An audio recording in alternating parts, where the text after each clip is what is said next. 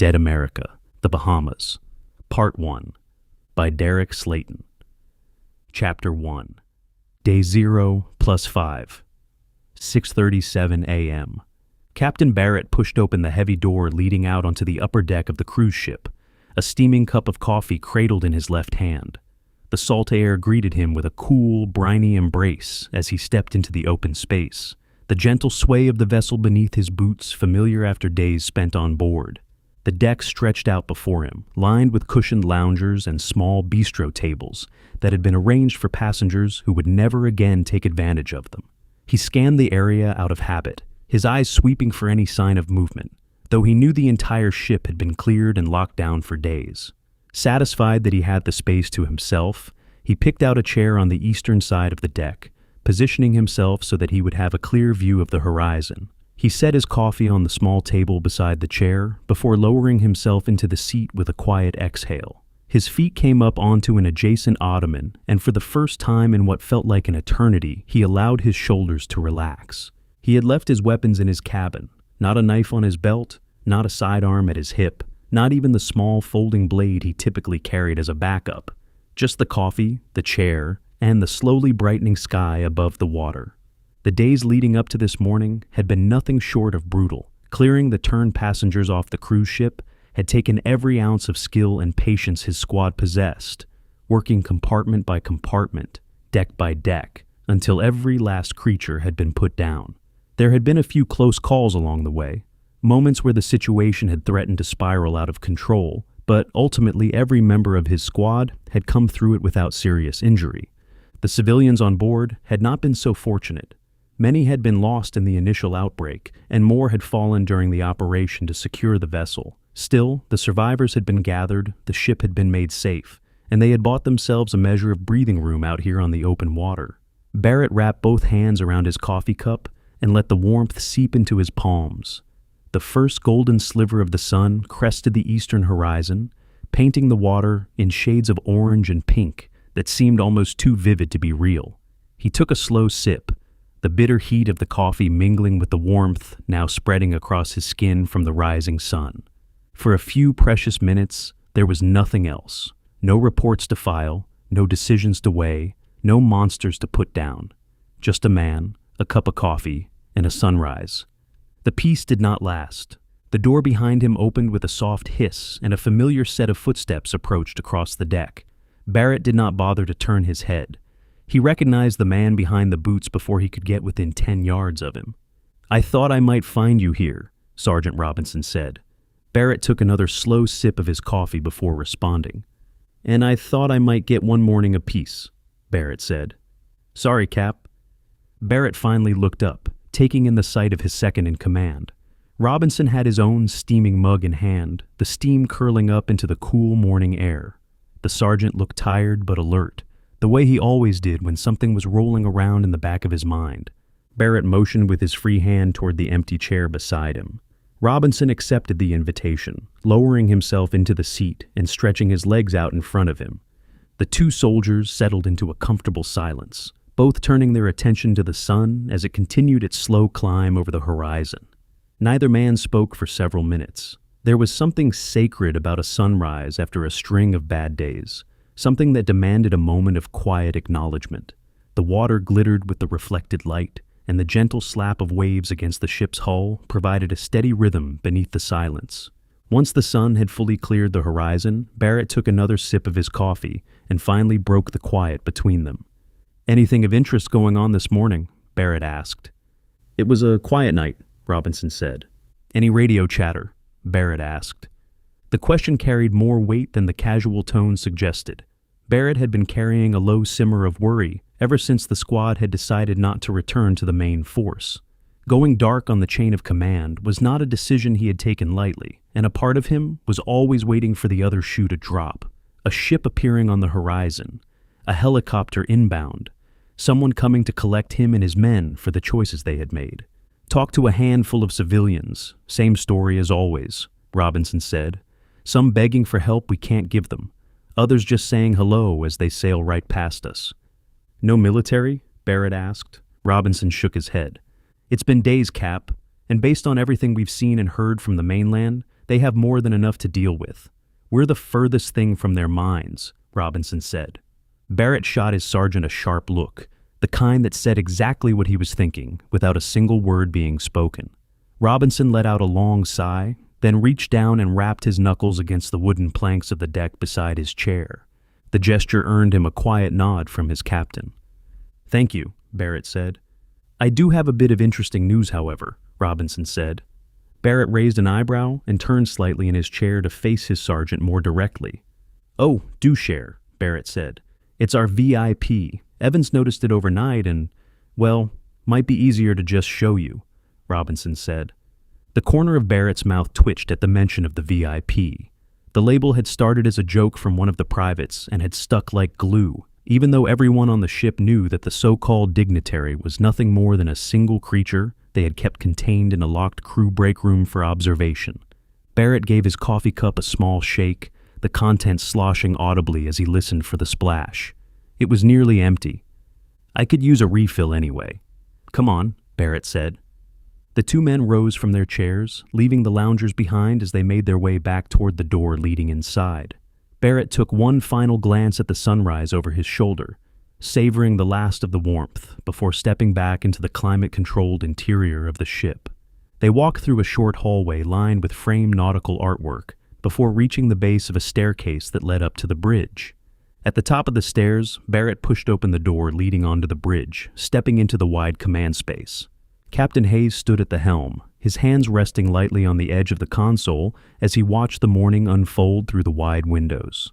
A skeleton crew of his sailors monitored various stations around the room, most of them nursing their own mugs of coffee. Hayes looked up at the sound of the door, his face brightening slightly when he saw who had entered. "Good morning, Barrett. Enjoy your sunrise?" Hayes asked. "Beautiful as always. How are things here?" Barrett replied. "We're floating about 30 miles northwest of Nassau, ready to sail to it on your order," Hayes said. "Which may be coming faster than you think," Robinson said. Barrett shot a confused glance at his sergeant, who simply waved a hand for him to follow without offering any further explanation. The captain trailed after Robinson, weaving past two of the bridge crew before they arrived at a bank of monitors set against the rear wall of the command space. Private Evans was slumped forward in his chair, his head resting on the desk in front of him, with his arms folded under his cheek. Beside him, Private Perry was leaned back so far in his own seat that he looked one breath away from tipping over. Both privates had their eyes closed, and Perry's mouth hung slightly open as he dozed. Robinson cleared his throat loudly, the sound sharp enough to cut through the low, ambient hum of the bridge. I'm up, Evans said. "Hey, Cap, is it morning already?" Perry said. A laugh escaped Barrett's chest before he could stop it, the sound earning a few amused glances from the bridge crew. He extended his coffee cup out toward Perry, holding it just within the private's reach. "Why don't you go get us all some coffee, Private? You look like you could use a pick-me-up," Barrett said. Perry let out a long yawn, his jaw cracking audibly before he managed to compose himself. He pushed himself up out of the chair and accepted the cup from his captain. "I'll be back before you know it," Perry said. The young soldier wandered off in the direction of a breakfast restaurant that had been reserved for the crew, his shoulders hunched and his steps a little slow. Barrett dropped into the now vacant chair beside Evans, who was still rubbing the last of the sleep from his eyes. "Evans, show the Cap what you showed me," Robinson said. Evans straightened up at the order, his fingers moving across the keyboard in front of him with the rhythm of someone who had done this many times over the course of the night. The center monitor flickered to life, displaying a high-angle camera feed of a large crew break room somewhere in the bowels of the ship. A lone zombie stood near the door of the room, its body angled toward the closed entrance as it slapped a flat palm against the metal surface again and again. Its head twitched to one side every few seconds, and a low, wet groan rumbled out of its throat that the microphone barely picked up. "Well, it doesn't look like our VIP has gotten tired yet," Barrett said. "Well, Cap, you say that, but," Evans said. The private trailed off as he reached for a desk phone mounted to the side of his station. He punched in a short sequence of buttons before setting the receiver back down. On the screen, a phone on the far wall of the break room began to ring, the shrill electronic tone clearly audible over the camera's audio feed. The creature's head snapped toward the source of the noise, its entire body following a half-second behind. It pushed off from the door, and began moving across the room toward the ringing phone.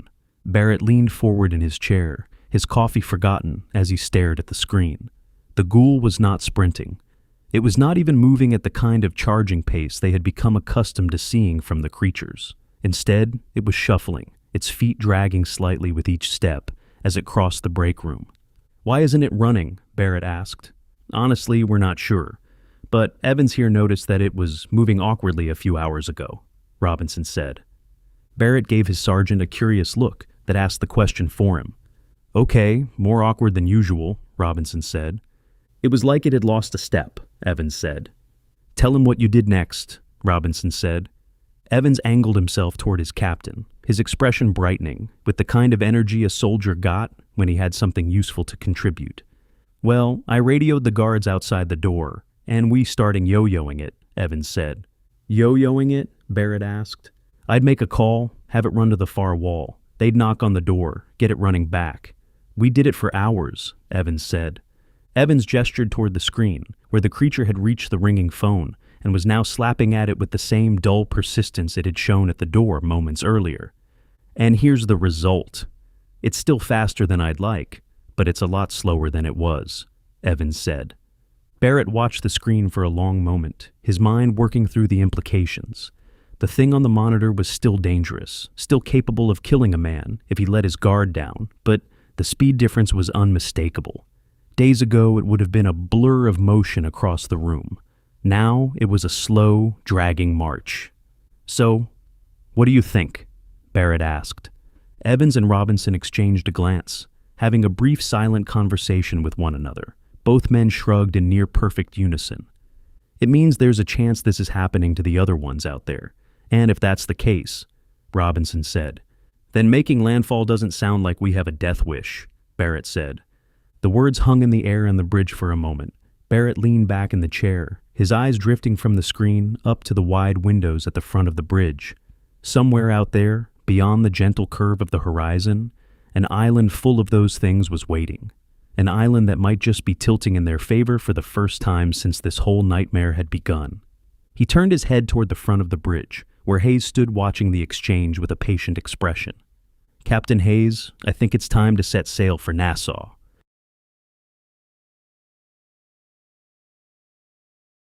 Chapter 2. A salt-tinged breeze rolled across the bow of the cruise ship as the massive vessel slowed to a near stop in the open water. Captain Barrett stood at the forward railing, a pair of binoculars pressed firmly to his eyes as he studied the coastline laid out before them. The western tip of Nassau stretched across his view, the sandy curves of beach giving way to scrubby vegetation and the low silhouettes of buildings further inland. Beside him, Sergeant Robinson held his own binoculars steady, his weathered features set in a look of focused assessment. Privates Evans and Perry flanked the two senior soldiers, both younger men also peering through their optics at the approaching landmass. The four of them made a quiet picture against the open sea, their figures lined up along the railing like sentinels surveying unfamiliar territory. The water beneath them shifted from the deep blues of the open ocean to the lighter turquoise hues that signaled shallower depths. Patches of coral and seagrass were visible through the clear water, painting a picture of a tropical paradise at odds with the world they now found themselves in. "So what are you thinking, Cap?" Robinson asked. Barrett took another moment to study the coastline before answering. "The east side of the island is a lot more populated than the west. I say we take a raft ashore and see what we're dealing with," Barrett said. "Sounds like a plan. Evans, you're on shield duty," Robinson said. "I already have one by the boat, along with an assortment of spears," Evans said. A grin spread across Robinson's face as he turned to look at the young private. "Taking initiative, I like it. Keep that up and you just might get promoted," Robinson said. A chuckle escaped Evans as he gave the suggestion a moment of thought. "Yea, more work for no money," Evans said. The remark drew laughter from all four soldiers, the sound carrying across the bow as they broke from the railing.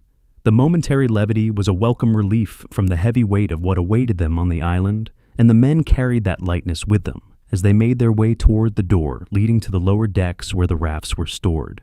Before they could reach the door, however, another opened along the side of the upper deck.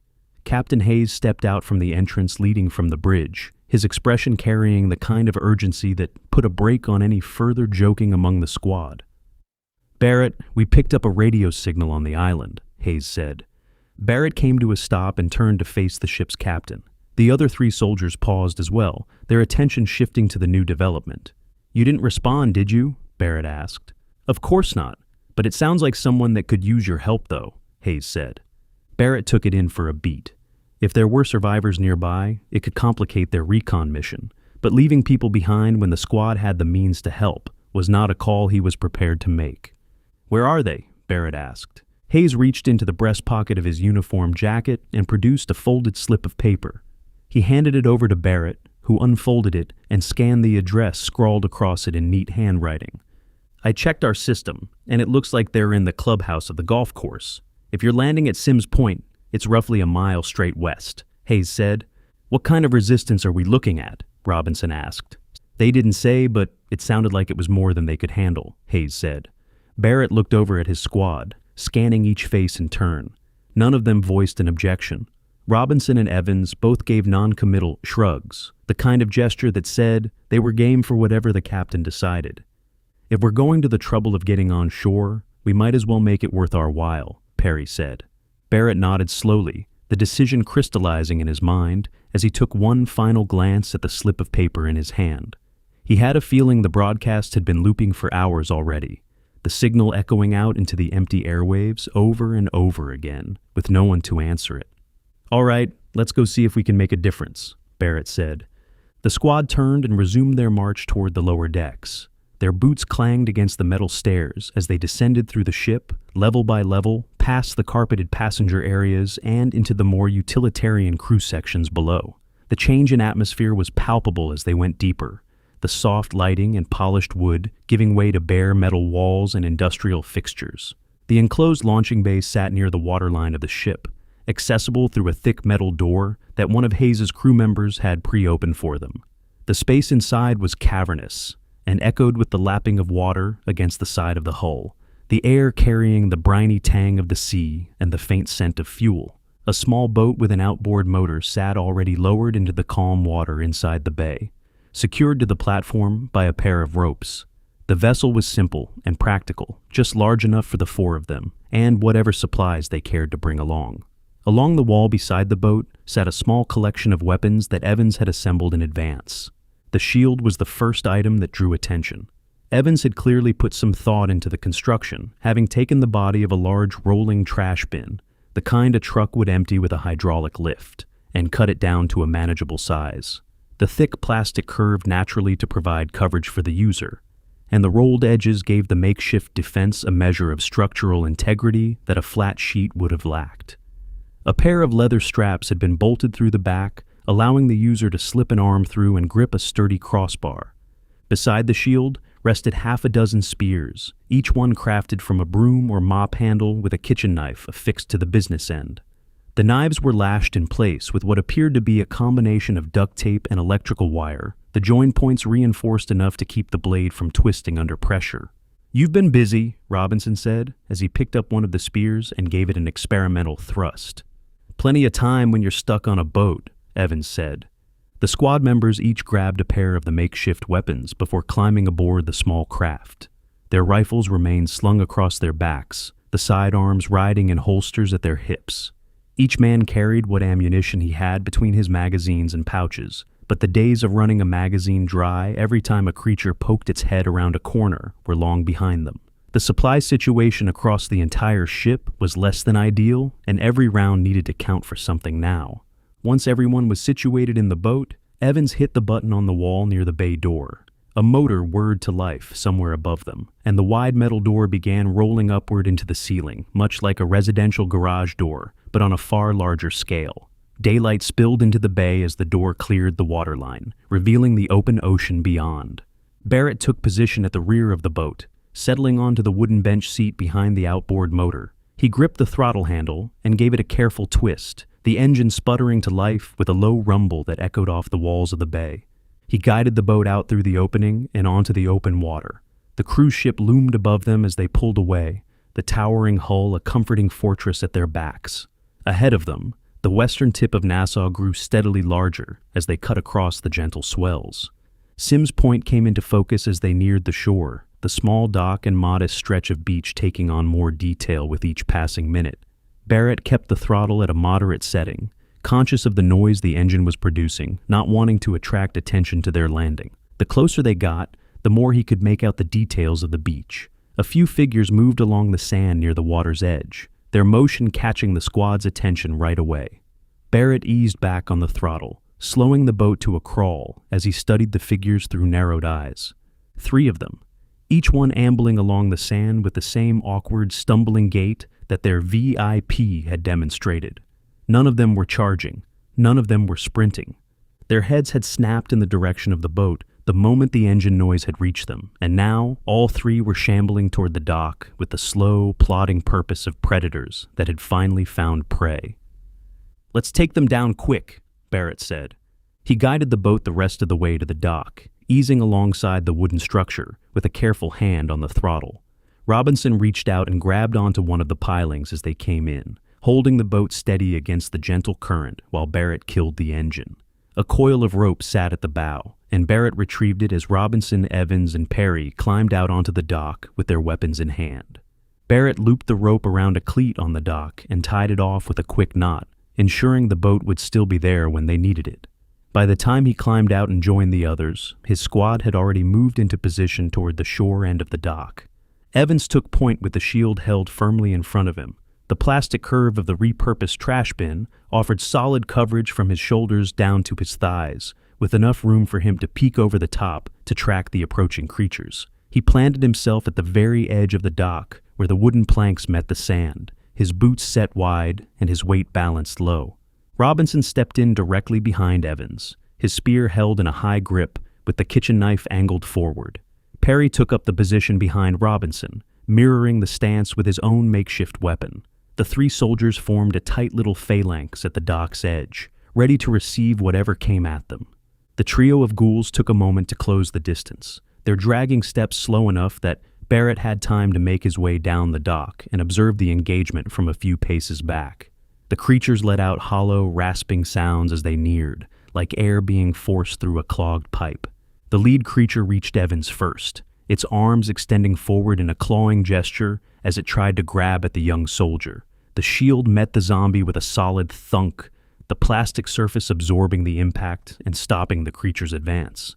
Robinson capitalized on the moment, thrusting his spear over the top edge of the shield with a sharp, controlled motion. The blade buried itself in the creature's forehead with a sickening crunch, and the body dropped to the sand in a heap. The second creature barely registered the fate of its companion before stumbling into the same position. Perry leaned around Robinson and drove his spear forward, the blade finding its mark just above the ghoul's eye. A wet pop accompanied the strike as the creature collapsed. The final zombie reached them a heartbeat later, and Evans gave the shield a sharp shove forward to drive the creature off balance. As it staggered backward, Robinson stepped around the side of the shield and drove his spear up through the underside of the ghoul's jaw and into its skull. The body crumpled where it stood. The makeshift weapons had performed exactly as Evans had hoped. The knives had stayed firmly in place on their handles, and the impromptu shield had provided more than enough protection to keep the user safe from the grasping hands of the dead. A quiet settled over the dock as the squad took stock of what had just happened. 3 creatures down, no shots fired, and not a man among them with so much as a scratch. Barrett joined them at the end of the dock and looked out across the stretch of pale sand beyond. The beach gave way to a thin strip of vegetation and then the open landscape of the western tip of the island. Somewhere out there, a mile straight west according to the address in his pocket, a group of survivors was holed up in a golf course clubhouse and waiting for help. "All right, let's move up. If there's too much for us to handle, get back to the boat." Chapter 3. Barrett took the point as the squad moved off the dock and onto the sand, their boots sinking slightly into the loose grains with each step. The 4 soldiers fanned out into a loose formation as they crossed the short stretch of beach, their makeshift weapons held ready and their eyes scanning for movement in every direction.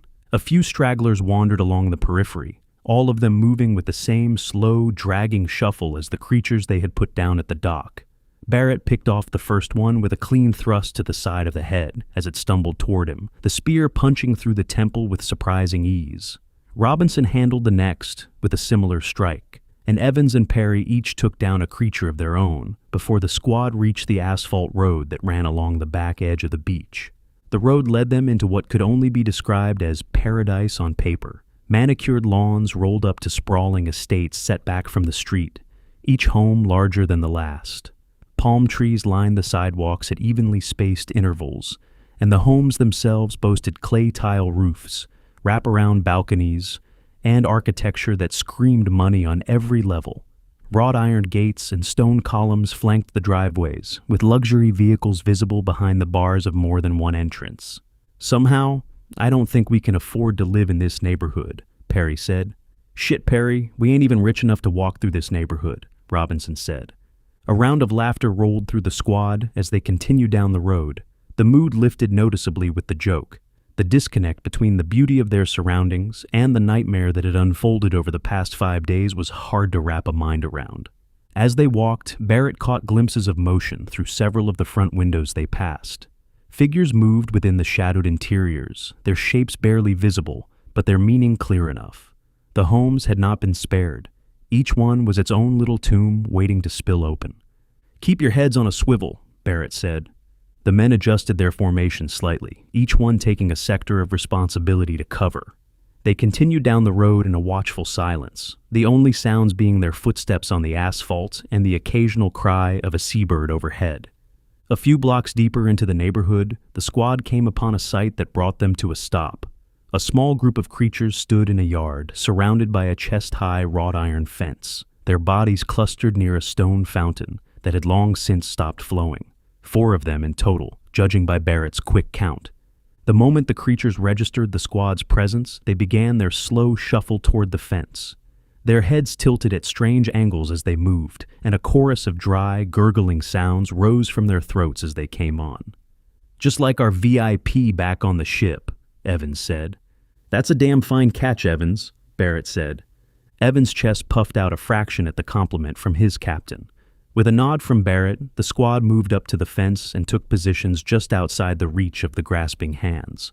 The chest-high barrier made the work simple, the ghouls pressing themselves against the bars, with no way to climb over and no way to push through.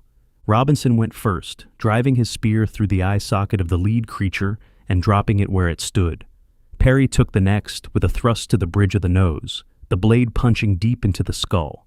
Evans skewered the third through the side of its head, while Barrett took the last with a downward stab into the top of its skull as it leaned forward against the fence. The 4 bodies slid down the iron bars and piled onto the lawn one by one. The whole engagement had taken less than 20 seconds, the men treating it like mundane yard work rather than a life-or-death encounter. The squad continued down the road, encountering a handful of additional creatures in 1s and 2s over the next several blocks. Each one was handled with the same quiet efficiency, the spears proving themselves over and over again as the squad picked them off without incident. "I know we're on an island, but it feels a little empty," Perry said. Evans glanced over at him with the small, knowing smile of someone who happened to have the answer. "Most of the 300,000-strong population is on the eastern side. It's where the main port is, and all of the tourist crap," Evans said. The other 3 soldiers turned their heads toward Evans, their expressions a mix of surprise and amusement. Evans caught the looks and gave a small shrug. "What? My parents like to vacation here, so I did a report on the island during my senior year," Evans said. A round of laughter and head-shaking broke out among the squad. Robinson clapped Evans on the shoulder. "Any other fun facts you want to share?" Robinson asked. "Glad you asked. In the early 1700s, it was run entirely by pirates. Granted, their empire didn't last long, but for a time, it was all theirs," Evans said.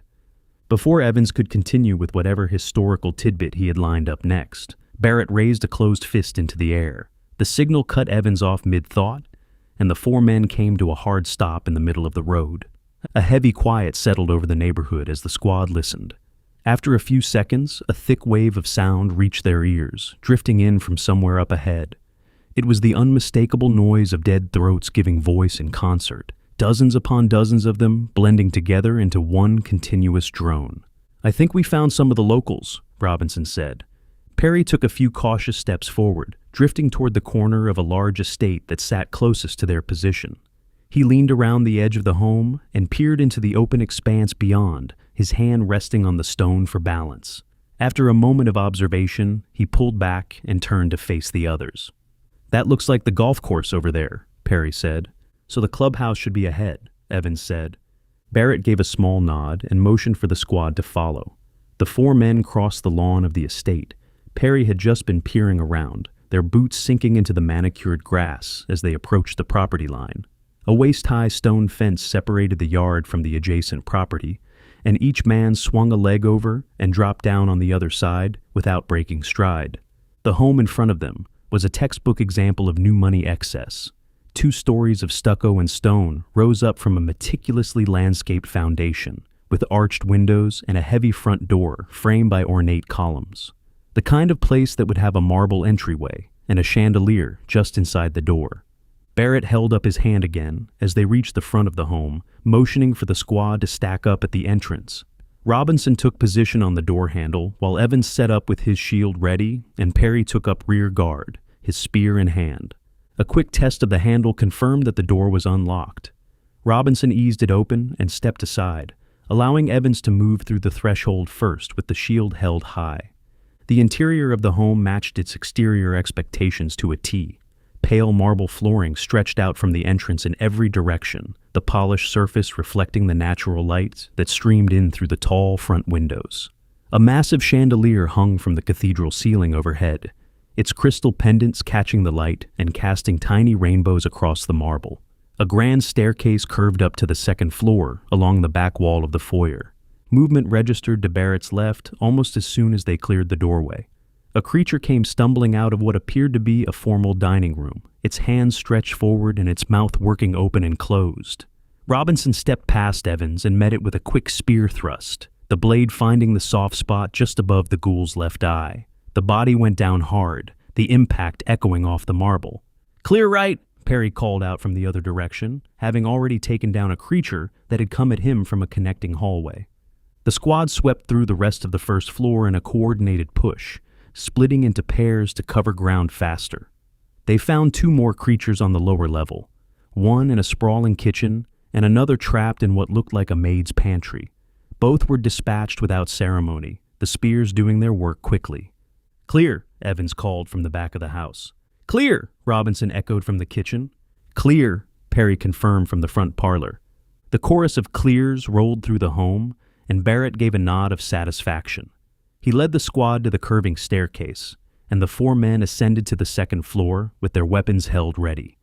Each step of the staircase was edged with the same marble as the floor below, and the wrought iron banister curled into ornate floral patterns at every landing post. The second floor opened into a long hallway lined with several doors. Barrett pointed each man toward a different door, and the squad swept the upper level the same way they had handled the first. The upstairs was empty, much to the squad's relief, and after another round of clears, the men converged at the doorway of what was clearly the master bedroom. The master suite was nearly the size of a small apartment. A king-size bed dominated the center of the room, flanked by twin nightstands and a pair of overstuffed armchairs. The far wall consisted almost entirely of windows, the heavy curtains pulled back to allow a clear view of the street beyond. The squad converged at the windows, each man taking a position to look out at what awaited them. Barrett stepped up to the center pane and looked down at the view that stretched out before them. The street ran straight ahead for another couple of blocks before opening into the broad expanse of the golf course. The clubhouse sat at the end of that street, a sprawling 2-story structure that stretched out a couple hundred yards across and front to back. "Well, I can see why they said they couldn't handle it on their own," Robinson said. A few hundred creatures were crowded around the clubhouse, their bodies packed so tightly together that they appeared as one writhing mass from this distance. The bulk of the horde was pressed against the front of the building, but the swarm stretched around both sides and continued along the structure's flanks. Every visible surface of the lower level was hidden behind the press of bodies. "There's no way in hell we're taking that on," Perry said. The young soldier's voice carried a tinge of worry as he stared at the scene below. Barrett, however, remained still and calm. He reached into a pouch on his vest and pulled out his binoculars, raising them to his eyes for a closer look at the situation. The clubhouse itself was an impressive piece of architecture. The front of the structure featured a wall that was partially glass, floor to ceiling, designed to let natural light flood the interior. Several creatures had pressed themselves against the glass, their hands sliding across the surface. However, due to a set of wide marble steps that led up to the entrance, the creatures were unable to gather in sufficient numbers right at the doors to break through. The press of bodies dispersed at the base of the steps, with the climb proving too much for the slow-moving ghouls to coordinate. Barrett tilted the binoculars upward, focusing on the second floor of the clubhouse. Through the windows on the upper level, he could make out figures moving inside, a couple dozen people, by his quick count. Several of them sat near the windows themselves, looking out at the horde with a kind of resigned exhaustion that came from days of being trapped. A few others moved around in the background, but for the most part, the survivors appeared to be waiting for help to arrive, or waiting for something else. "There's a good number of people alive in there," Barrett said. "Sucks to be them," Perry said. A solid smack rang out as Robinson reached over and clapped Perry on the back of the head. The young private winced and rubbed at the impact site, but the message had landed. He pulled himself up straighter and refocused on the scene through the window. Barrett, however, was no longer looking at the clubhouse. His eyes had drifted past the building to the wide stretch of fairways and greens that extended out behind it. The wheels in his head were turning fast, which the sergeant took notice of. "I've seen that look before, Cap. Should I start stretching now?" Robinson asked. "It can wait a minute," Barrett said. Barrett lowered the binoculars and stepped away from the master bedroom windows. He moved out into the hallway and turned the opposite direction, heading toward the rear of the house. The other three soldiers exchanged curious glances before following along, their boots padding quietly across the carpeted hallway runner. The bedroom at the back of the house was smaller than the master suite, clearly intended as a guest room or perhaps an office. Heavy curtains hung across the rear-facing windows, blocking out whatever view lay beyond them. Barrett walked directly to the windows and pulled the curtains open, allowing the morning light to flood the room. The view from the rear of the home looked out over the golf course itself. A long stretch of fairway extended away from the property, dotted with sand traps and the occasional water hazard. From this angle, Barrett could see a scattering of creatures wandering across the manicured grass. Their numbers were sparse, and their positions seemed almost random. Barrett counted around a dozen of them visible in the immediate area, and none of them appeared to be closer than 50 yards to another. "All right, we can use that," Barrett said. "Use it how?" Evans asked. Barrett let the curtain fall back into place and turned to face his squad. Whatever plan was beginning to take shape behind his eyes, he was keeping it close to his chest for now. "I'm working on that. Right now, we need to go through the house and see what we're working with."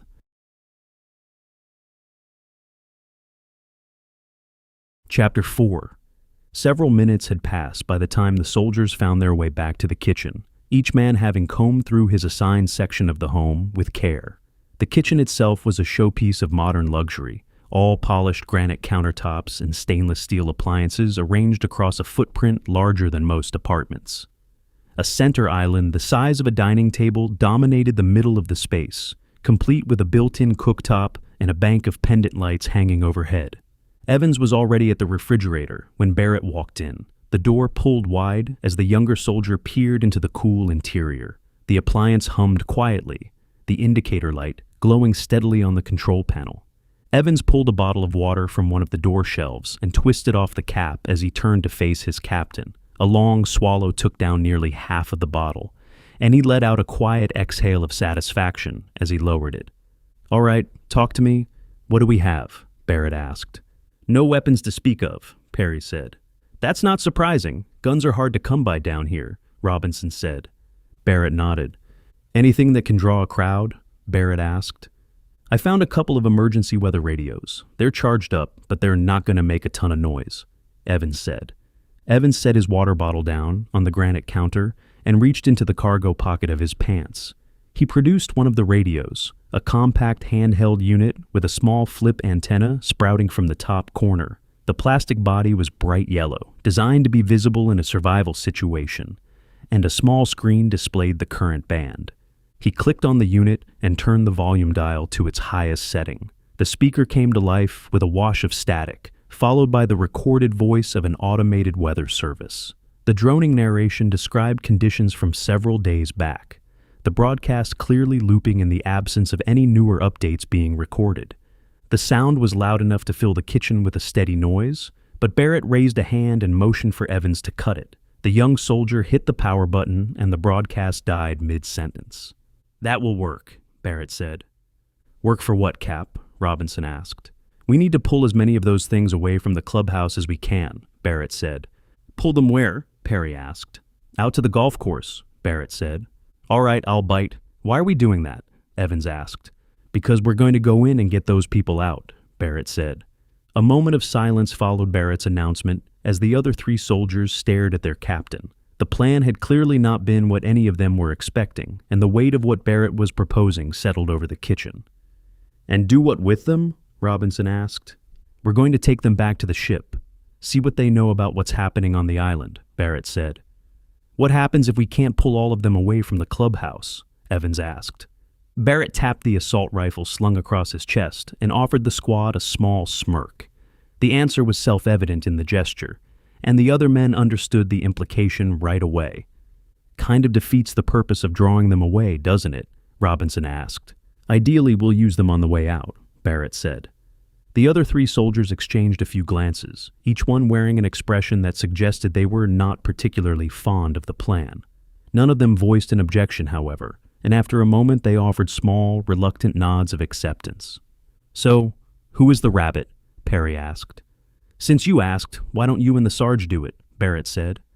"Seems like it can be a one-man job," Robinson said. "We're going to need more boats to get those people back to the ship. I want the 2 of you to pull those things to the golf course, then haul ass back to the ship. Get a couple of the lifeboats over here. Once you're in position, Evans and I will lead them out," Barrett said. Robinson considered the additional details for a beat, then reached over and clapped Perry on the shoulder. "You heard the man. Let's get moving," Robinson said. The 2 soldiers gathered up the pair of weather radios from where Evans had set them on the counter. Perry tucked one into the front pocket of his vest, while Robinson took the other in hand. They gave Barrett and Evans a brief nod before turning and heading for the door that connected the kitchen to the rest of the home. The garage was attached to the home on the southern side, accessible through a short hallway off the kitchen. The squad had already cleared the space during their initial walkthrough of the property, so Robinson and Perry made their way through the connecting hallway without concern. The door at the end of the hallway opened into a 4-bay garage that was bigger than most homes the 2 men had ever lived in. The bays were currently empty of cars, suggesting that the owners had been out and about when the world fell apart. The polished concrete floor reflected the overhead lighting, and a row of professional tool chests lined one wall. In the corner of the garage sat a sight that brought both soldiers to a stop. A golf cart was parked against the wall, plugged into a charging station that displayed a steady green light. The vehicle was clearly a custom build, far removed from the rented carts found at any normal course. The body was painted a deep metallic blue with subtle silver accents along the lower panels. Plush leather seats with contrast stitching filled the passenger area, and a small dashboard housed what looked like a touchscreen display and a built-in sound system. A hard top covered the entire cabin, with tinted side curtains that could be rolled down for inclement weather. "Good Lord, that thing probably costs more than my car," Perry said. "Gotta love rich people," Robinson said. The 2 soldiers approached the cart, and Robinson slid into the driver's seat. The leather creaked under his weight, and he ran a hand across the steering wheel for a moment before locating the power switch. The cart hummed to life with a quiet electric whir, the dashboard display flickering on with a welcome screen. Perry climbed into the passenger seat and pulled the door shut behind him. A small remote control sat in a holder mounted to the center console, and Robinson grabbed it and pressed the only button. The garage door began rolling upward with a quiet mechanical hum, the morning light spilling in across the polished concrete.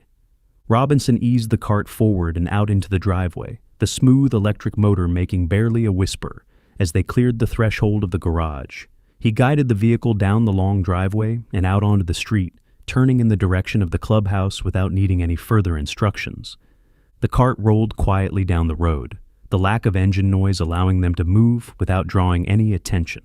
Robinson kept the speed low and steady, his eyes scanning the houses on either side of the road as they progressed. After about a block, Robinson eased the cart to a stop along the curb. The clubhouse was now in clear view down the road in front of them, the massive crowd of creatures still packed around the building, exactly as they had observed from the master bedroom window earlier. The cart was close enough that the two soldiers could make out individual ghouls in the horde, but far enough back that they had not yet been spotted.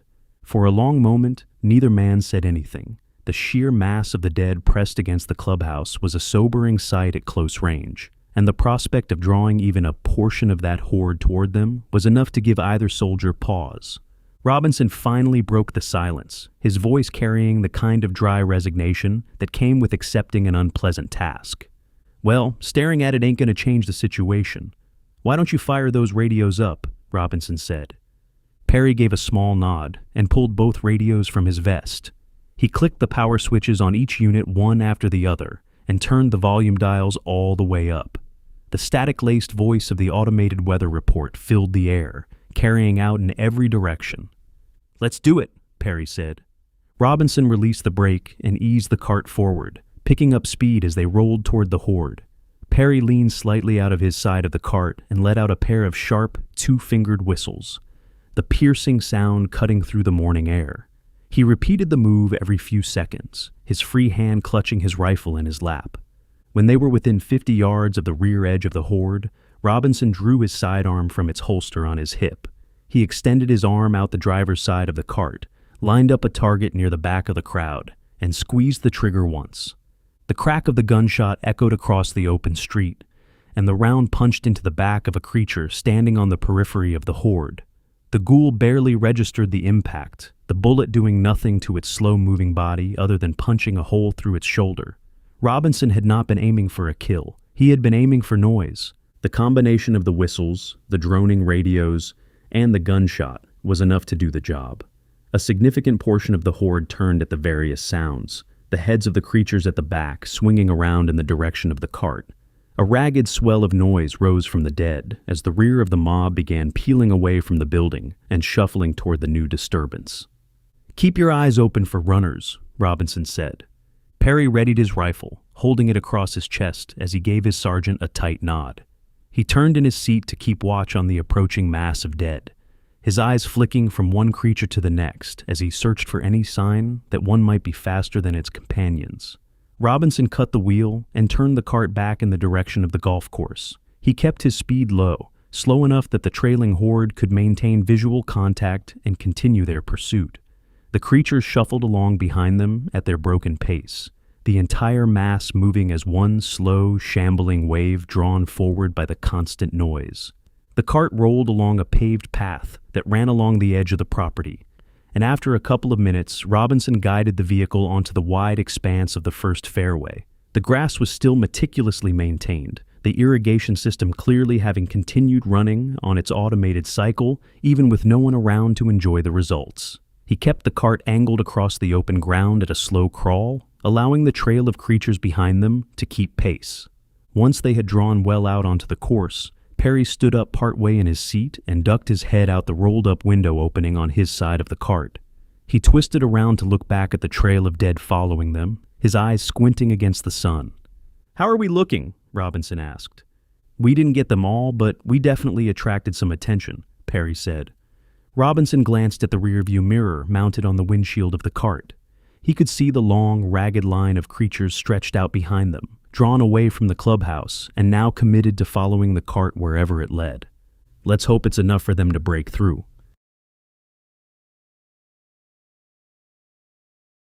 Chapter 5. Captain Barrett and Private Evans remained at the master bedroom windows, watching the unfolding spectacle on the road below with quiet focus. From their elevated vantage point, they had a clear view of the cart's slow procession away from the clubhouse, with Robinson and Perry leading a steadily growing line of creatures out toward the open expanse of the golf course. Barrett kept his binoculars trained on the rear of the building, monitoring the response of the horde to the bait. The droning sound of the weather radios carried faintly through the open window of the bedroom, the looped automated voice still pulling at the dead from somewhere out on the fairway. As they watched, more and more of the crowd at the clubhouse turned and began shuffling away from the building. The mass of bodies that had been pressed against the front of the structure thinned visibly with each passing minute, the creatures peeling off in waves and joining the trailing line behind the cart. By Barrett's estimate, roughly 70% of the horde had committed to following Robinson and Perry. The numbers still around the clubhouse remained significant, but the situation was now a far cry from the impossible scenario they had observed just 20 minutes earlier. "Well, it would have been nice if more of them followed," Evans said. Barrett lowered the binoculars and let them rest against his chest. He stared down at the front of the clubhouse, his eyes tracking the wide stone steps that led up to the entrance. A scattered cluster of creatures still milled around the base of those stairs, and several more remained packed onto the landing at the top of the steps. 20 to 30 of them, by his count, still pressed against the glass and the heavy double doors. But something interesting was beginning to happen. Now that the crush of bodies behind them had thinned out, the creatures at the very edge of the landing had room to shift around. A few had turned with the receding crowd, taking a step or two before losing their footing at the edge of the steps. Barrett watched one of them tilt forward and tumble down the marble staircase, its body cartwheeling end over end before coming to rest at the bottom in a tangled heap. "We'll be all right. We just need to get to the stairs," Barrett said. Barrett pointed out the falling creatures, drawing Evans's attention to the phenomenon. Another zombie at the edge of the landing tipped forward and went down the stairs in much the same way as the first, the slow-moving body unable to catch itself on the descent. Evans watched the second one fall and gave a slow nod of understanding. "I'm following you, Cap," Evans said. Barrett gave his man an approving look before turning his attention back to the window. The two soldiers stayed at their post for another few minutes, watching the procession on the golf course continue to draw more of the dead away from the building. The slower the squad moved, the more of the horde would commit to following the bait, and Barrett wanted to give the rabbit operation as much time to work as he reasonably could. When he was satisfied with what he had seen, he straightened up and gave Evans a small nod. "Come on, let's make our move," Barrett said. The two soldiers turned away from the window and made their way out of the master bedroom. They retraced their earlier route through the upstairs hallway, down the curving marble staircase, and through the polished foyer toward the back of the home. A pair of French doors at the rear of the kitchen opened onto a covered patio area, and the soldiers slipped through with their spears held ready. The backyard of the estate stretched out toward the property line in a long, manicured rectangle of grass and tropical landscaping. A row of palm trees lined the property's edge, their long trunks rising up from beds of decorative stone. Beyond the palm trees, the wide expanse of the golf course opened up, with the clubhouse visible across the green. Barrett moved to the first of the palm trees and took up a position behind it. The narrow trunk did little to actually conceal him, but it was better than nothing in the open ground between the home and the clubhouse. Evans stacked up behind another palm a few feet to Barrett's right, his shield held against his side and his spear at the ready. From their new vantage point, the two soldiers could see the layout of the approach in clearer detail. The clubhouse sat across roughly 200 yards of open course, with the front of the building angled slightly away from their current position.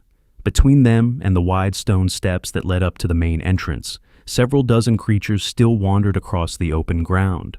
The ghouls were scattered loosely, with none of them grouped tightly enough to present a serious threat.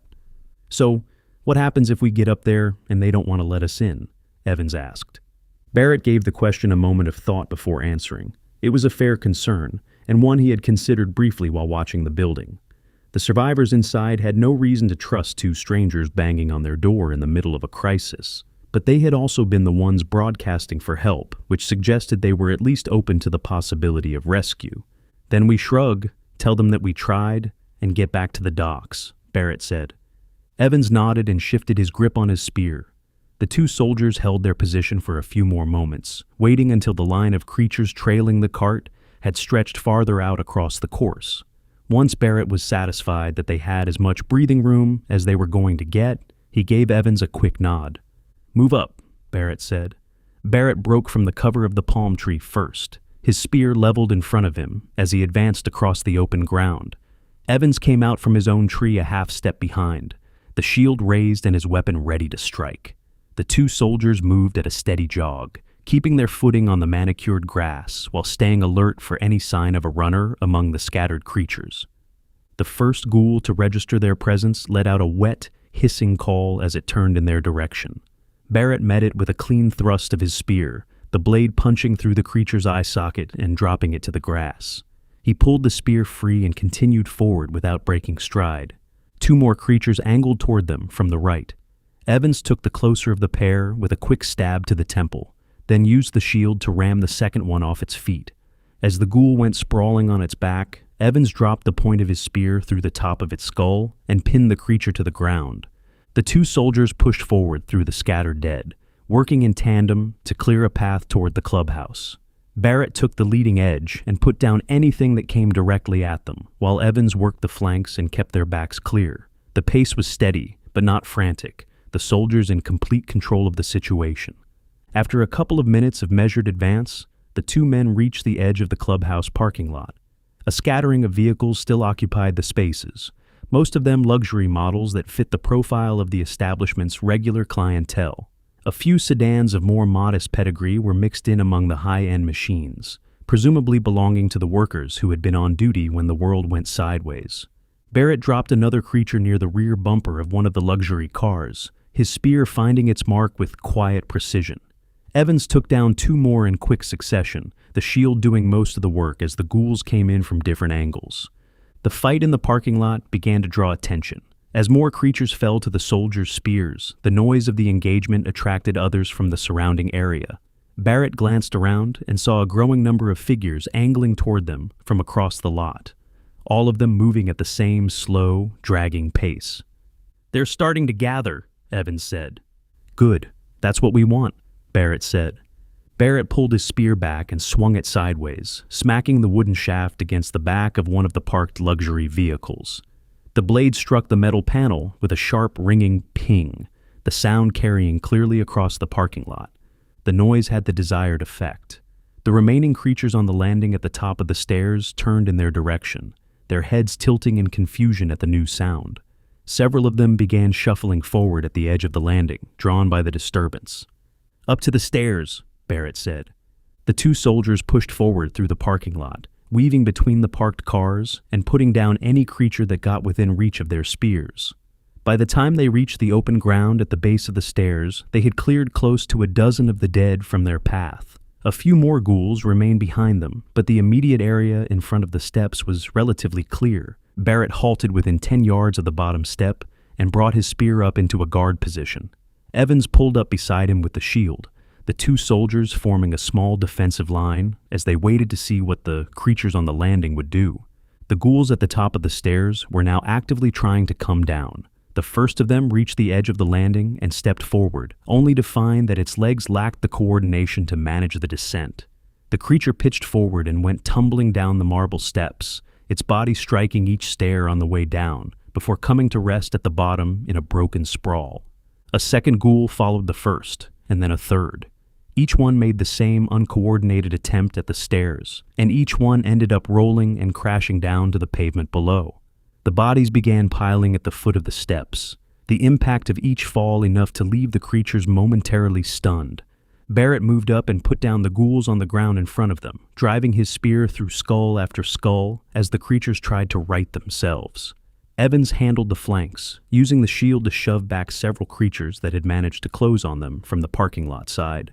The shield strike sent the dead reeling backward, giving Evans the room he needed to bring his spear down with finishing blows. The flow of falling ghouls began to thin as more and more of the creatures on the landing went over the edge. Barrett glanced up at the doors of the clubhouse and saw that the area at the top of the stairs was nearly clear. "Up the stairs," Barrett said. The two soldiers pushed forward and took the marble steps two at a time. Barrett went up the left side, while Evans took the right, the two men moving in parallel as they climbed. The few creatures that had managed to keep their footing on the landing were now turning back toward the doors, drawn by the sound of the soldiers' approach. As Barrett crested the top step, he stepped left and drove his spear into the side of a creature that was lurching toward him. Evans stepped right on his side of the landing and used the shield to drive another ghoul backward, sending it tumbling down the stairs they had just climbed. The soldiers worked quickly to clear the immediate area around the doors. As the creatures hit the marble of the stairs behind them, Barrett pivoted toward the front doors and pounded his fist against the heavy wood. "We're here to help! Let us in!" Barrett shouted. He turned back to face the stairs and drove his spear through the skull of another creature that had just made it onto the landing. Evans was already engaged with two more, the shield deflecting their grasping hands as he tried to find a clear angle for a killing thrust. The number of dead pushing up the stairs began to climb. Several dozen of them had now committed to the soldiers as a target, the various groups from the parking lot and the surrounding area drawn together by the noise of the fight. The soldiers continued shoving the dead back down the steps, the marble surface working in their favor, as the creatures struggled to maintain their footing on the climb. Barrett pounded his fist against the door behind him again as he worked, hoping the noise would carry through to whoever was inside. The clubhouse remained silent on the other side of the heavy wood, no response to the soldiers' presence. Evans drove the rim of his shield into the face of a ghoul that had gotten too close, the impact sending the creature stumbling backward off the edge of the landing. The body crashed down the marble steps and joined the growing pile at the bottom. For a stretch of several long seconds, it seemed as though the doors might not open at all. The soldiers continued their work on the landing, putting down creature after creature as the press of dead climbed the stairs toward them. Barrett's arms began to ache from the repeated thrusts of the spear, the makeshift weapon proving its worth but also taking a toll on its user. Then a sound came from the other side of the door, a heavy metallic clunk, the unmistakable noise of a deadbolt being thrown open. A moment later, the door began to pull inward, the heavy wood swinging on its hinges to reveal the dim interior of the clubhouse beyond. "Quickly, get inside!" a voice called from within. Barrett drove his spear through one final creature before turning and dashing through the open door. Evans was a step behind him, the shield raised as he covered the captain's retreat. The two soldiers stumbled into the relative safety of the clubhouse, both men breathing heavy from the exertion of the fight. The door slammed shut behind them with a heavy thud, and the man stepped forward to throw the deadbolt back into place. The metallic clunk that followed was the most welcome sound Barrett had heard in some time. The two soldiers leaned forward with their hands on their knees, drawing deep breaths as they took stock of the situation. They had made it inside. Whatever came next would have to wait until they had a moment to recover. When Barrett finally straightened up, he found himself face to face with the man who had let them in. The stranger was middle-aged with an average build, his close-cropped hair carrying a touch of gray at the temples. His skin was the warm brown of a man born and raised on the islands, and his face carried the kind of calm composure that suggested he had been holding things together for the people behind him for quite some time. The man extended a hand toward Barrett with a deadpan expression. "My name is Deacon. Welcome to the best clubhouse on the island." Chapter 6. The two soldiers remained doubled over for a few more moments, their lungs working overtime to recover from the exertion of the fight on the stairs.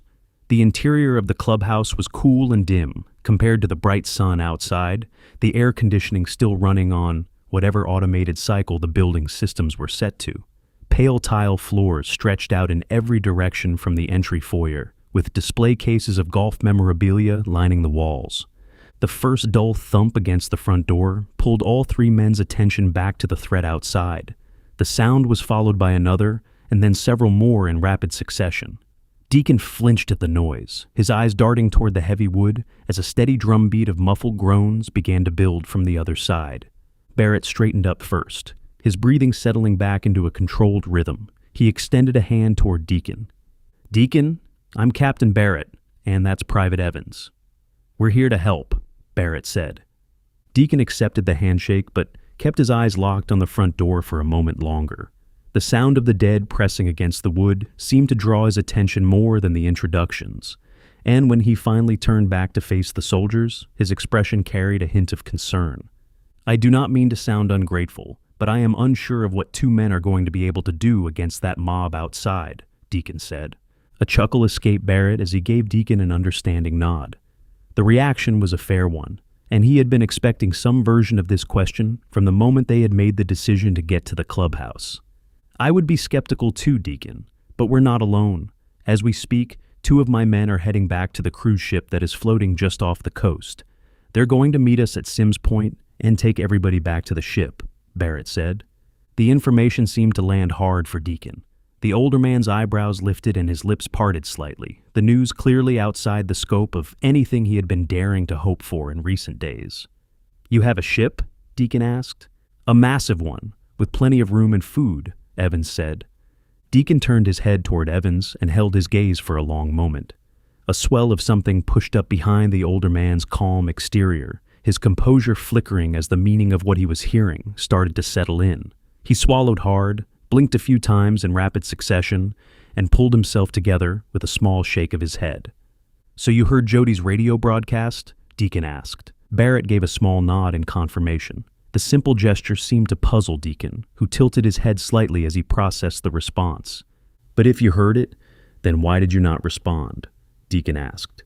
"We didn't want to give ourselves away without knowing what we were walking into," Barrett said. "But why?" Deacon asked. "Because when people get desperate, they can get violent," Evans said. "We have our hands full with the zombies out there, without worrying about shots coming our way," Barrett said. Deacon held the soldier's gaze for several seconds as he processed the explanation. The logic of it appeared to register, and after a moment he gave a small, accepting nod. The reality of what people might do in a crisis was not foreign to him, even if his own response had been to simply hunker down and broadcast for help. "I understand. Come, let me introduce you to the others," Deacon said. Deacon turned and led the two soldiers across the foyer toward a wide staircase that climbed to the second level of the building. The stairs were carpeted in a deep green that matched the general aesthetic of a golf club, with brass railings polished to a mirror shine. The two soldiers followed close behind, their boots leaving the occasional smear of viscera on the carpet from their work on the landing. The second floor opened into a sprawling dining room that looked out over the back of the property through a wall of windows. Several round tables filled the space, each one set for 6 and dressed with linen tablecloths that had clearly been changed and relaid even during the crisis. Place settings sat untouched on most of the tables, a small show of professionalism from the staff who had apparently tried to maintain some sense of normalcy through the early hours of the outbreak. 3 dozen people were scattered throughout the room in small clusters, most of them sitting around the tables in groups of 4 or 5. The mix of guests was clear at a glance. Tourists in rumpled vacation clothing sat alongside staff members in various uniforms, the social hierarchy of the resort having collapsed under the shared experience of being trapped together. Every face that turned toward the new arrivals carried the same heavy combination of exhaustion and fear that came from days of being penned in with no way out. As the soldiers took in the scene, a young Bahamian woman emerged from one of the side rooms and moved toward them. She was dressed in a set of chef's whites, the white fabric streaked with patches of dried blood across the front and one sleeve. Her hair was pulled back into a tight braid that fell to the middle of her back. "Deacon, are you okay?" Jody asked. "I am, Jody. These 2 men heard your radio broadcast, and they're here to help," Deacon said. Jody turned her attention to the soldiers, and a relieved smile spread across her face. She extended a hand toward Barrett, the gesture warm and grateful. "I am Jody. I run the kitchen." "Well, I used to run the kitchen here," Jody said. "I'm Captain Barrett. This is Private Evans," Barrett said. Jody gave Evans a friendly nod before turning her attention back to Deacon. "So, what are we doing?" Jody asked. "We are getting out of here, all of us. They have a cruise ship, and they've invited us aboard," Deacon said. The smile on Jody's face widened at the news, but a flicker of concern crossed her features almost as quickly as the joy had appeared. She glanced toward the wall of windows that looked out over the property, the implication of her expression clear without her having to say a word. "That sounds wonderful, except for one small problem. How are we getting out of here?" Jody asked. Barrett's eyes drifted past her toward the nearest of the dining tables. He stepped over to one of the round tables and set a hand on the polished edge. The piece was a solid construction, dark wood with a heavy base, designed to give the dining room a sense of high-end permanence. He gripped the underside of the table with both hands and gave it an experimental lift, feeling the weight of it shift in his grip. It had enough heft to it to give him an idea. He set the table back down and turned his attention to the survivors gathered around the room. A quick scan of the crowd told him that roughly half of them looked like they were in decent physical shape, the kind of people who could handle a few minutes of hard work without collapsing. "I need a show of hands. Who here feels like they can do some heavy lifting?" Barrett asked. Hands began to go up across the room. 10 men of various ages raised their hands, along with a pair of women who had the kind of athletic build that suggested they were used to physical work. Barrett gave each of them a quick once-over, weighing their capabilities in his head before giving them a small nod. "I can work with that," Barrett said. "You have a plan, Captain?" Deacon asked. "We're going to use these tables and push our way through the crowd. Getting through the initial ones is going to be the toughest. But once we're in the open, it's just a short mile run to the dock," Barrett said. Jody and Deacon exchanged a glance that carried a weight of shared concern. Barrett caught the exchange and felt the small knot of foreknowledge tighten in his gut. "What is it?" Barrett asked. Jody gave Barrett a small motion with her hand, indicating for him to follow her. She led him across the dining room toward the far corner, where a long upholstered couch had been pushed up against the wall. An older woman lay across the couch with her foot propped up on a pillow, the ankle wrapped in a makeshift bandage of dish towels and athletic tape. The woman was clearly a tourist, with the kind of carefully maintained tan and bottle blonde hair that spoke to a Florida snowbird's commitment to never looking her age. Her makeup was applied with care even in the middle of a crisis, and her clothing consisted of a flowing resort wear blouse and a pair of tasteful capri pants. She had once been a beauty, and she clearly had not forgotten it. "Captain, I would like to introduce you to Francine," Jody said. Francine looked up at the soldiers, and a slow smile spread across her face. Her eyes brightened as they took in the two men in their gear, and the years seemed to fall away from her features as she sat up a fraction higher against the cushions. "Well, hello, boys," Francine said. A chuckle escaped both Barrett and Evans at the woman's flirtatious greeting. The energy of the room shifted just slightly with her words. The moment of dark wit, a welcome break from the general atmosphere of fear. Barrett crossed the short distance to the couch and bent down to inspect her wrapped ankle. "So, tell me, Francine, what happened here?" Barrett asked. "Oh, one of those rat bastards knocked me down a few days ago, and really did a number on my ankle," Francine said. "All things considered, it could have done a lot worse to you," Barrett said. "Oh, don't I know it? That poor bellhop it ran me over for," Francine said. Francine's voice caught on the last word, a flicker of grief breaking through the bright facade she had been holding up. Her eyes glistened briefly and her jaw tightened, but she shook her head sharply and forced the moment back down before it could overtake her. She had clearly decided some time ago that she was not going to let the memory pull her under. Barrett gave her a quiet beat to recover before pressing on with the practical matter at hand. "I'm guessing that you can't run on it?" Barrett asked. A laugh broke out of Francine, the bright sound a clear sign that she had pulled herself back together. "Honey, I couldn't run on it when it was in one piece," Francine said. Barrett gave her a warm smile before standing and stepping back from the couch. His eyes had already begun to scan the room for solutions, his mind working through the logistics of getting an injured civilian across the property and through the dead. The plan with the tables would not work for someone who could not move on her own. "Do you have anything with wheels on it?" Barrett asked. "I have a service trolley," Jody said. Barrett turned to Jody with renewed interest. The mention of any wheeled equipment in a building like this was good news, but he needed to know what they were actually working with. "Is it sturdy?" Barrett asked. "I've ridden it down the service ramp more times than I can count," Jody said. The image of the head of kitchen riding a service cart down a back ramp brought another smile to Barrett's face. The detail told him exactly what he needed to know about both the cart and the woman who had volunteered the information. "Good enough for me," Barrett said. Barrett turned back to Francine, who was watching the exchange with an expression that suggested she had already worked out where the conversation was headed. "Tell me, Francine, how do you feel about going on a little ride?" Barrett asked. "Honey, you can take me on whatever kind of ride you want," Francine said. Francine punctuated the line with a devilish wink that drew a low laugh from Evans behind Barrett. The captain returned the wink without missing a beat, his expression a study in mock seriousness. "Let's get you back to the ship first.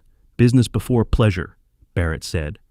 A delighted laugh rolled out of Francine at the response, and Barrett gave her a small bow before turning back toward Jody and Deacon.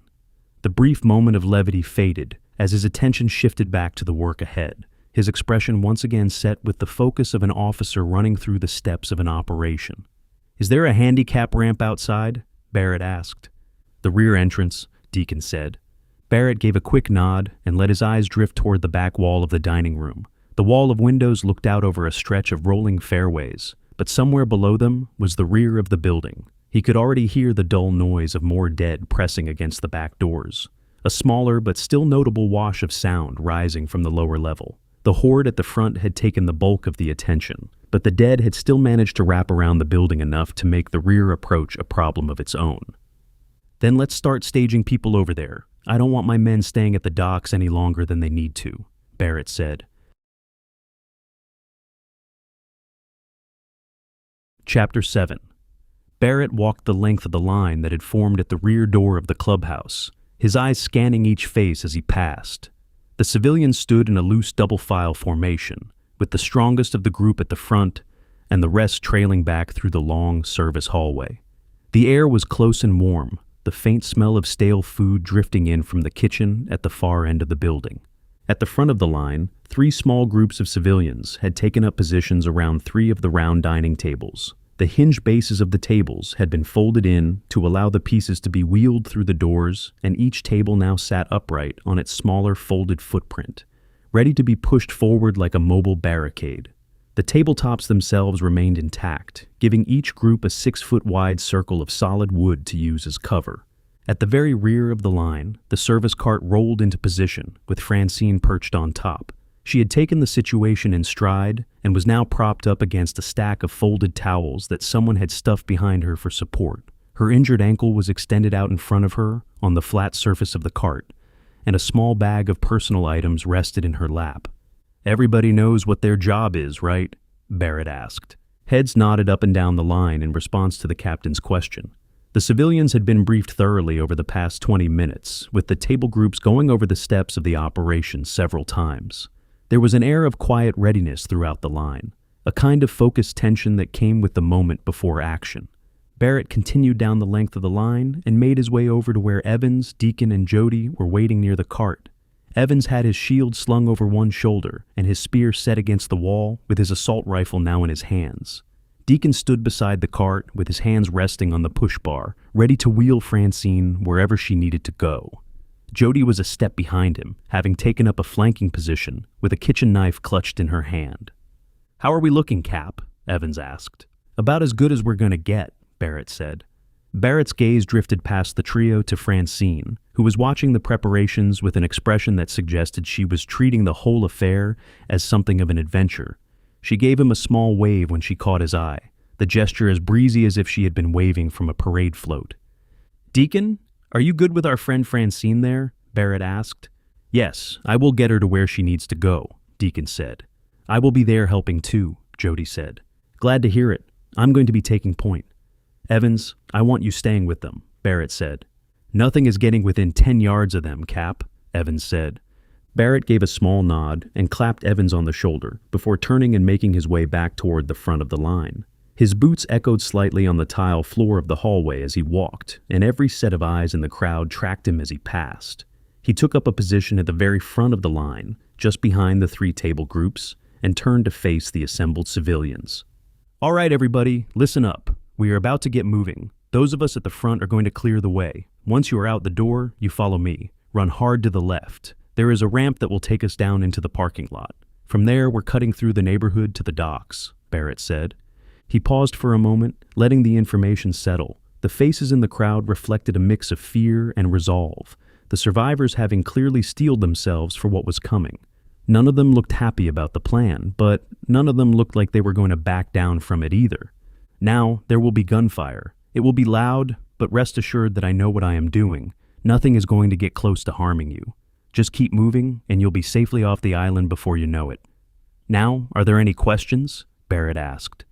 Barrett's eyes swept the length of the line one more time, giving every person a chance to speak up.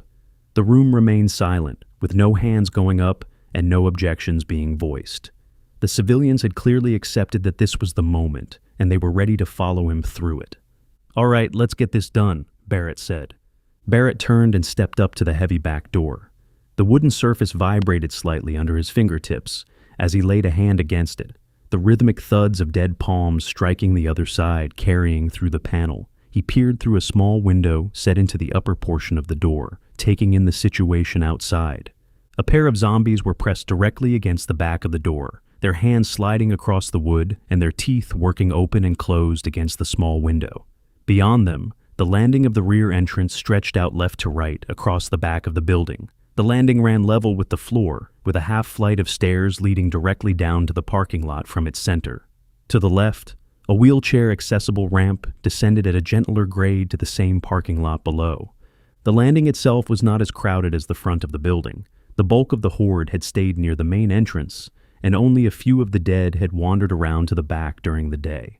By Barrett's count, 2 zombies stood right at the door, with another few scattered across the landing within striking distance. Barrett turned to face the first of the table groups. 6 civilians, 3 on either side of the table, all of them watching him with that wide-eyed focus that came right before a big push. "I'm going to pop both of those things in the head. When I give the signal, you push through that door and step to the right. That table should be wide enough to block off the landing," Barrett said. One of the men at the front of the table group raised a hand slightly, his eyes flicking past Barrett toward the door. "What about those things to the left?" the man asked. Barrett glanced over his shoulder through the door window and confirmed what he had seen a moment earlier. A few of the dead had drifted onto the landing from the left side, drawn by the noise that had been seeping out through the rear of the building. "They won't be around very long," Barrett said. The man's eyes betrayed a flash of fear, but he sucked in a steadying breath and gave a tight nod. He had committed to the plan, and whatever doubts had crept in over the past few seconds were being shoved back down for the sake of the people behind him. "Let's do this," Barrett said. The civilians at the first table braced their hands against the wood, ready to drive forward the moment Barrett gave them the signal. The second and third table groups stacked up behind them, with their own arms set, the entire line now leaning slightly forward in anticipation of the push. Evans pulled his rifle up tight against his shoulder, his eyes locked on the door from his position near the cart at the back of the line. Barrett drew his handgun from the holster on his hip. He raised the weapon up to eye level and lined up his first target through the door window. "Here we go," Barrett said. Barrett squeezed the trigger twice in rapid succession. The crack of the gunshots echoed through the hallway, and through the small window, he saw the 2 zombies at the door drop straight to the landing as the rounds punched through their skulls. Both creatures fell flat against the wood, their bodies sliding partway down before crumpling onto the floor of the platform. "Go," Barrett said. The first table group threw their weight forward and shoved the door open with the wooden surface of the table. The fallen bodies of the 2 zombies provided minimal resistance, the door sweeping them aside as the table rolled out onto the landing. The civilians at the table drove forward together and pushed the piece to the right edge of the landing, their shoulders set hard against the wood to keep it stable. The table fit the width of the landing almost perfectly, blocking off the right side of the platform and creating a barrier between the rear of the building and any creatures that might try to come around from that direction. The civilians let out a collective breath as the table locked into place, their faces flushed from the burst of effort. Barrett rushed out the door behind the table group and onto the open landing. He brought his handgun up and pivoted to the left, where the scattered ghouls had begun to turn in his direction. He squeezed the trigger 4 times in steady succession, each shot finding its mark. 4 of the dead dropped where they stood, their bodies hitting the landing in scattered heaps. "Next table's up," Barrett said. The second and third table groups came through the door in a tight sequence, each one rolling their table out onto the landing as they had been instructed. Together, the 2 groups maneuvered their tables along the edge of the central staircase, lining them up to block the path between the stairs and the ramp. The combined width of the 2 tables fit nearly the entire length of that side of the landing, creating a wall between any creatures climbing the stairs and the route the civilians needed to take. As soon as the second wall of tables was in place, a small wave of dead began trying to climb the central staircase. The creatures were drawn by the noise of the gunfire and the movement on the landing, and they came up the steps in their slow, broken stumble. The angled tables blocked their path forward, with the ghouls running into the wooden barriers and unable to push past. Barrett dropped his empty magazine out of his sidearm and slapped a fresh one into place before holstering the weapon. He pulled his assault rifle around to the front and brought it up to a ready position. The rifle would give him the range and the punch he needed for whatever might be waiting in the parking lot and the neighborhood beyond. "Everybody move, now," Barrett said. Barrett led the way to the ramp at the left side of the landing and started down at a fast jog. The civilians poured through the door behind him in a steady stream, the line stretching out as they followed his path. The first table group released their barricade and fell in behind the captain, leaving the table in place to keep the right flank closed off as long as possible. As Barrett descended the ramp, several creatures came stumbling into view at the base of the slope. He brought his rifle up to his shoulder and fired 3 quick shots, the cracks of the rifle ringing across the parking lot. 3 ghouls collapsed to the pavement in succession, the path at the base of the ramp clearing, as the civilians continued to pour down behind him. Barrett reached the parking lot and pivoted to the side of the building. He raced along the wall toward the corner that would bring them to the front of the clubhouse and the route to the neighborhood. As he rounded the corner, his eyes locked onto a scattered group of about a dozen ghouls who had drifted around the side of the building and were now within 30 yards of his position. Without hesitation, Barrett brought his rifle up and went to work. He fired in controlled 2-round bursts, the rifle barking out one disciplined volley after another. Each burst found its target, the creatures falling one after another as the bullets tore through their skulls. The shots came in such a steady rhythm that the ghouls had no opportunity to close any meaningful distance before being cut down.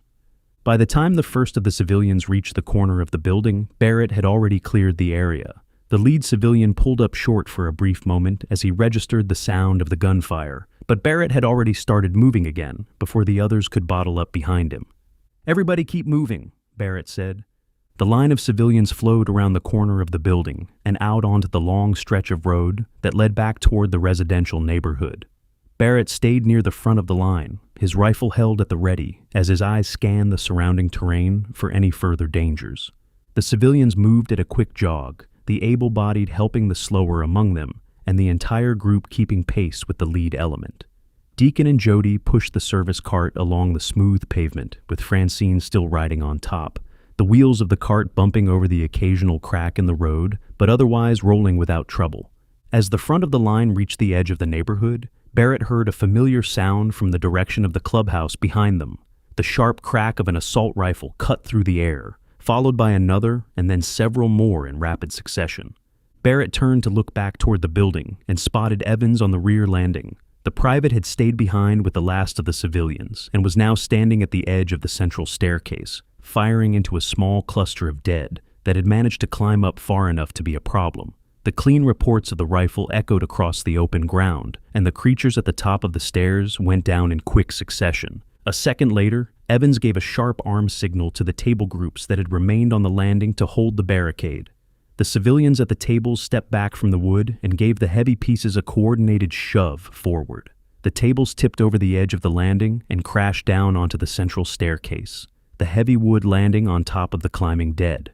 The bodies of the trapped creatures buckled under the weight, their forms pinned beneath the toppled tables as they tried to push their way free. The barricade transformed into a roadblock in a matter of seconds, and the dead that had been climbing the stairs were now buried under several hundred pounds of high-end dining furniture. Evans waved the last civilians down the ramp, and the small group came scrambling off the landing in a tight cluster. The private brought up the rear, his rifle still at the ready as he covered the final retreat. Barrett watched the entire move play out from his position at the edge of the neighborhood, a small smile creeping onto his face. The young soldier had handled the rear exactly as he had been instructed, the entire operation coming together without any of the civilians being left behind. "Good work, Evans. Good work." Chapter 8. Barrett kept the group moving at a brisk pace along the residential road, his eyes constantly scanning the houses and yards for any sign of trouble. The civilians followed behind in their loose double-file formation, the able-bodied flanking the slower among them, and Deacon pushing the service cart with Francine on top. Evans brought up the rear with his rifle held at the ready, his head on a swivel as he kept watch over the trailing end of the column. The neighborhood was eerily quiet for the most part, with only the occasional creature emerging from a yard or side street to take note of the moving group. Barrett picked off each one with a measured rifle shot, the cracks of the weapon echoing through the high-end streets as he worked. He was acutely aware of how low his ammunition was running, but every creature that posed even a passing risk to the civilians got around through the skull. They had covered close to 3/4 of a mile when a familiar sound reached Barrett's ears. The crack of an assault rifle echoed from somewhere up ahead, followed by another, and then a steady burst of return fire. Barrett raised a closed fist into the air to signal the column to slow down. The civilians eased their pace and bunched up slightly behind him as he pushed forward to get a better view of the situation. He covered the remaining distance to the next intersection at a fast jog, sliding into the corner of a stucco wall to peer around the edge. The road opened out toward the dock area at the western tip of the island. Beyond a small parking lot at the road's end, the wooden planks of the dock stretched out over the water, with the 2 enclosed lifeboats from the ship tied off along its length. The orange hulls of the small craft were unmistakable, the standard rescue vessels having clearly made the trip from the cruise ship without trouble. At the foot of the dock, Robinson and Perry had taken up positions and were firing at a small horde of ghouls that had drifted onto the parking lot from the surrounding streets. The pair of soldiers worked in steady, controlled bursts, dropping the slow-moving creatures with measured shots through the skull. Barrett brought his own rifle up and lined up a target at the rear of the pack. He squeezed off 3 quick rounds, each shot finding its mark and putting down a creature that had been closing on his men from behind. The combined fire from all 3 soldiers made short work of the remaining ghouls, with the last of the small horde dropping to the pavement in less than a minute. Barrett moved out from his corner cover and waved the civilians forward. "We're clear! Everybody to the boats!" Barrett said. The civilians broke from the loose column and rushed forward toward the dock. Barrett stepped out into the dock parking lot and took up a position at the edge, waving the civilians past as they hurried to the waiting boats. Robinson and Perry stationed themselves at the foot of the dock to help the survivors aboard, with the soldiers grabbing arms and waists to steady people as they stepped down into the orange hulls. The group flowed through the parking lot and onto the dock in a steady stream. Barrett kept his eyes on the road and the surrounding buildings as the civilians passed, his rifle held ready in case anything new came, shambling out from one of the side streets. So far, the area remained clear of any further trouble. Once the first wave of civilians had moved through, Barrett walked back to the road and looked back the way they had come. Deacon and Jody were still pushing the service cart up the road with Francine on top, the older woman holding onto the cart's bars to keep her balance. Evans walked behind them, his rifle scanning the houses on either side of the road as he covered their approach. The trio was about a block out from the parking lot when a sharp sound caught Barrett's attention. The unmistakable shatter of breaking glass cut through the morning air, and his eyes snapped to a house on the left side of the road.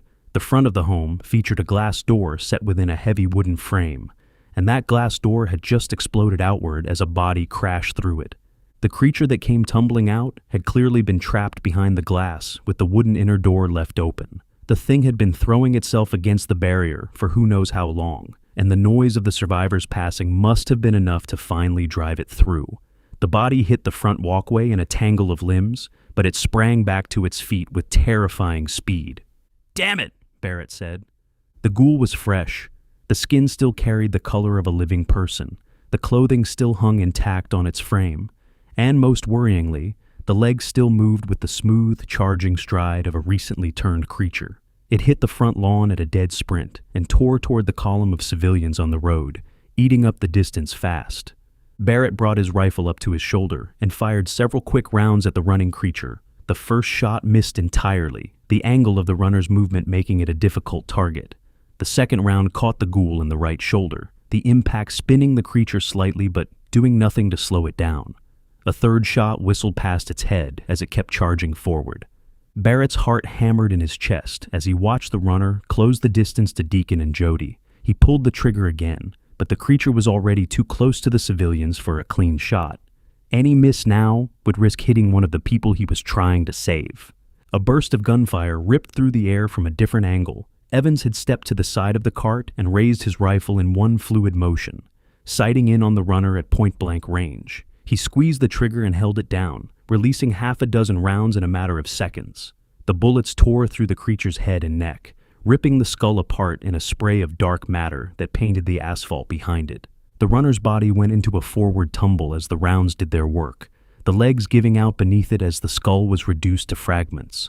The corpse rolled to a stop several feet short of the cart, its arms still twitching from the final spasms of dying nerves. For a brief moment, the entire road went silent. Deacon and Jody had frozen in place behind the cart, their hands clenched white-knuckled around the push bars. Francine sat up straighter on the cart, her eyes wide as she took in just how close the call had been. The civilians who had not yet reached the boats stopped where they were and looked back at the scene. Evans kept his rifle leveled on the body for several more seconds, his eyes scanning for any signs of further movement. When he was satisfied that the runner was down for good, he lowered the weapon and looked toward Barrett. A small thumbs up rose from his side, the gesture as casual as if he had just completed a routine shooting practice. The rest of the column started moving again as the moment passed. Deacon and Jody resumed pushing the cart forward, and the trailing civilians followed close behind. Evans fell back into his rear guard position and continued scanning the houses on either side of the road, alert for any further surprises. A few moments later, the last of the civilians reached the dock. Evans gave Barrett a small nod of thanks as he passed, the silent acknowledgement of the captain's attempted shots, even though they had not been enough on their own. Barrett returned the nod with a small one of his own, both men understanding the moment for what it had been. The civilians were loaded onto the 2 lifeboats with help from Robinson and Perry. Francine was carefully lifted from the cart and lowered into one of the boats, the older woman accepting the assistance with a series of flirtatious quips at the men involved. Once everyone was aboard, Robinson took up position behind the controls of the lead boat. "All right, Sarge, take us home," Barrett said. Robinson gave his captain a small nod and pulled the lead boat away from the dock. The orange craft cut through the calm water at a steady pace, with Perry's boat following close behind in the lead vessel's wake. The civilians filled both hulls, and most of them sat in stunned silence as the dock receded behind them, their first taste of safety in days finally beginning to register.